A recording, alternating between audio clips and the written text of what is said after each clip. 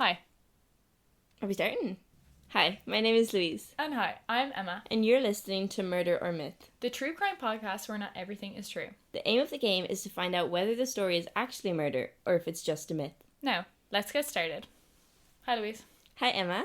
Are you excited for this week's murder? I'm very excited. Okay, I'll let you know what it is. So this is the story of the chocolate box murder.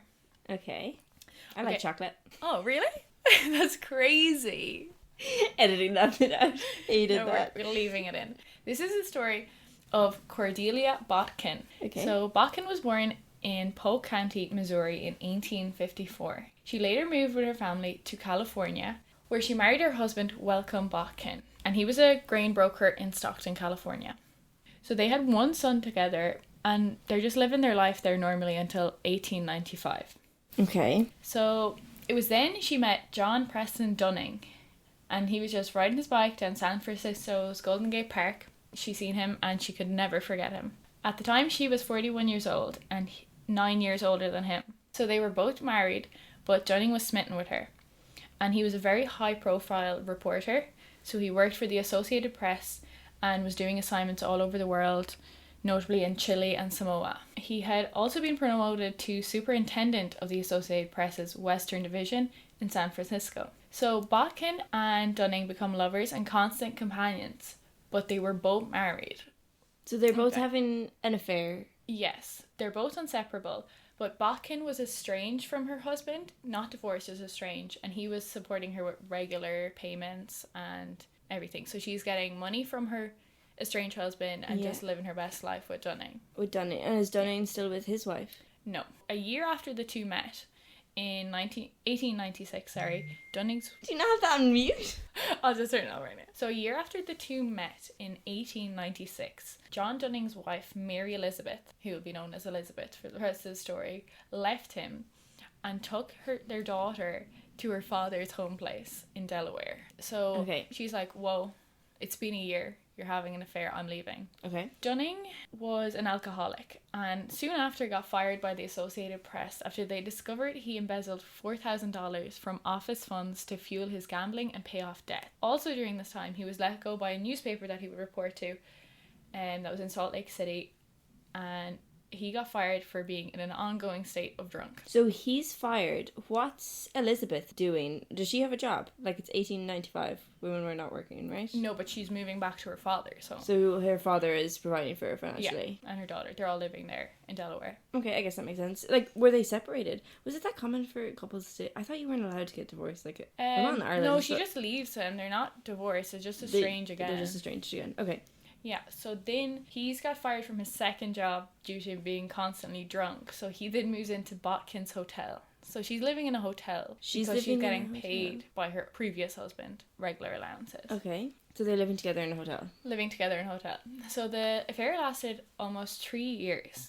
But it ended when John was rehired in March 1898 as the lead reporter to cover what was now the Spanish-American War. He left San Francisco and told Cordelia he would not return, and she was distraught with this news. However, before he left, he reconciled with his wife, Elizabeth, before leaving, and Cordelia got wind of this news.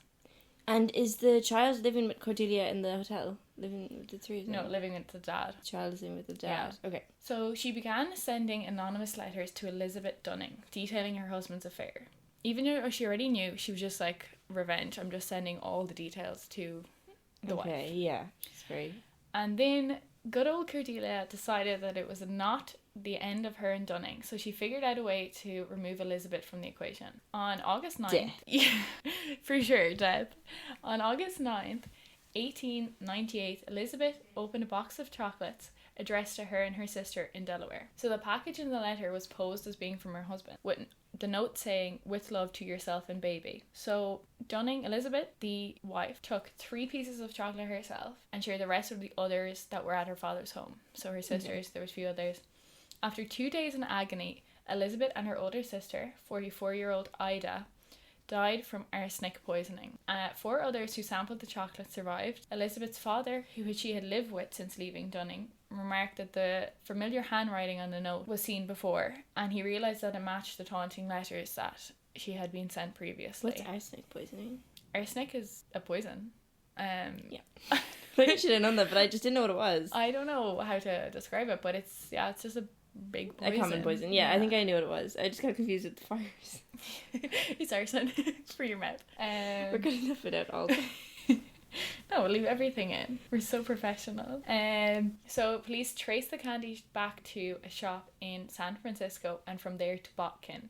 She was convicted of murder in December 1898 and where she appealed, but then she was convicted again at a retrial in 1904. So she was prosecuted in the murder trial and was sentenced to life in prison. Cordelia was imprisoned in San Quentin prison where she died in 1910, and John died 2 years previous to her, but his career was then destroyed by the time due to the relations during the trial, and his reputation was even further diminished. But I don't even know how he had a reputation. She died in 1910. Yeah. Is that not quite young? In 1895, was that not... She was 40, so did she only die when she was... Yeah, she died at the age of like 60? 56. Oh, 56. Okay, that's quite young, but I guess... Yeah, so it was also the first prosecution for a crime in America, which took place in 2 different states. So she had sent the poison from California, but they received it and died in Delaware. So it was the first, interstate prosecution. Yeah. Okay, interesting. And that's the story. That's the end of the story. Box murders. Okay, so at first, what made me think this was a murder was I don't feel like you'd name anyone Welcome Botkin. Okay. Or Cordelia. Even though they're very with the times. Yeah. So it made me think, but maybe you looked up names from that time. Yeah. You gotta do your thorough. Yeah, you do have to do thorough research. But just the name Welcome. Research. Yeah, I don't know. Could be Native American or something. Could be. The fact that this came out with that makes me also suspicious. You're so suspicious all the time. I'm suspicious all the time. So suspicious Living together in a hotel. I don't know why. I feel like times were so conservative back then. I'm always with the conservative Yeah, you side. really are. So conservative. Were people allowed to do that? I'm such a traditionalist. Were people allowed to do that? I'm just gonna... This is really good observation. This is a very good one. Yeah. Because I'm really not too sure. Really? Yeah, I'm not. Okay. I'm actually gonna go against my cut and say that this is a myth. Okay. What is it? So you're gonna say it's myth? Yeah. It's a murder. Fuck. I knew it was a murder. Why did I go against my cut? Yeah, it's a murder. It was such a murder. Why did I know all the reasons for it to be a murder? And I was like, you know what? She's probably fooled me. So fair. But no. Yeah, okay, I guess the myth. Yeah, I was kind of skeptical at the start. I was like, welcome. I was like, I was he Native American? Why did you just pop in with that? Because sometimes they have different names. That's fair, but... I don't know, is that stereotypism, but Maybe. they definitely do. Might need to cut that part out. 100% of editing. I'll literally look it up right now. Okay. That was a good story. I actually can't believe myself. Going with my gut next time. But sometimes your gut is just wrong, you know? Yeah, so true. El gut, Oh, good. Alright. This has been Murder or Myth with your hosts, Louise and Emma. On this week's episode, I fooled Louise and she thought my murder story was a myth. Thanks for listening. Make sure to like and subscribe. Join us next week for another thrilling adventure. Find us on all streaming platforms. Schley!